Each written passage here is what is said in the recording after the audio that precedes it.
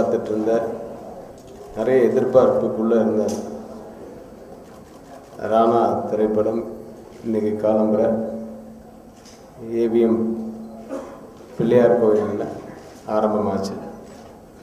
நிறைய தமிழ் திரையுலக ஜாம்பவான்கள் like Balachander sir,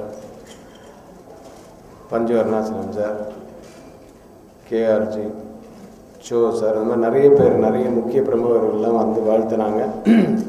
அவங்களுக்கெல்லாம் இந்த மீடியா மூலிமா நான் நன்றி சொல்லிக்கிறேன்.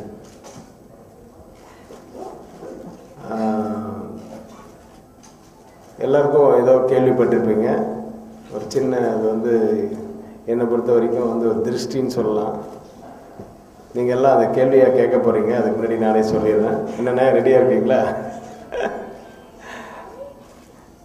அவர் சார் வந்து இந்த மிகப்பெரிய திரைப்படம், அதில் வந்து கதையிலேருந்து இந்த காட்சிகள்லேருந்து ரொம்ப இன்வால்வ் ஆகி இத்தனை நாளாக எங்களோட டிஸ்கஷனில் இருந்து அந்த படம் ஒரு பூஜை அப்படின்னோடனே நான் ஏற்கனவே நிறைய தடவை சொல்லியிருப்பேன். அவர் வந்து ஒரு படம், ஒவ்வொரு படமும் அவருக்கு முதல் படம் மாதிரி தான் அவர் உழைப்பார்.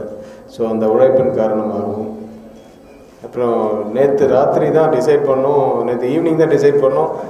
சரி, நம்ம வெறும் பூஜை மட்டும் போடாமல் நம்ம இன்னும் கொஞ்சம் பேர் கூப்பிடலான்னு சொல்லிட்டு நைட்டு கிட்டத்தட்ட ஒரு 12:30 மணி வரைக்கும் அவர் எல்லாருக்கும் அவரே பர்சனலாக ஃபோன் பண்ணி இன்வைட் பண்ணிகிட்டு இருந்தார். அதனால் வந்து டயர்டாகி நைட்டு தூக்கம் இல்லாதனால ஒரு டயர்ட்னஸ்ஸு ப்ளஸ் இன்றைக்கி காலம்புரை வந்து இந்த ஷூட்டிங்கில் ஆஸ் யூஷுவல் ரொம்ப நாள் கழிச்சு ஷூட்டிங்கில் பார்த்தோம்னா எல்லோரும் அவங்கவுங்க ஏதோ கொடுத்துருக்காங்க. அதை கொஞ்சம் வயிற்று அப்செட் பண்ணதுனால ஒரு சின்ன ஒரு செக்கப்புக்காக டாக்டர்கிட்ட போயிருந்தது.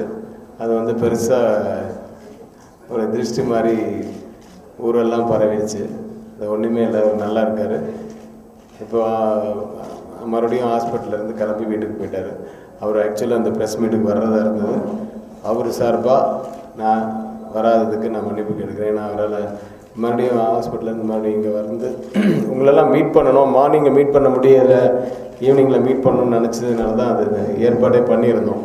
ஏன்னா அங்கே பூஜை முடிச்சிட்ட உடனே வெறும் பூஜை ஷாட் மட்டும் இல்லாமல் பூஜை முடித்த உடனே தீபிகாவை வச்சு இன்றைக்கி அந்த சாங் ஆரம்பித்தோம் அந்த செட்டில் ஏவிஎம் ஃபஸ்ட் ஃப்ளோரில்.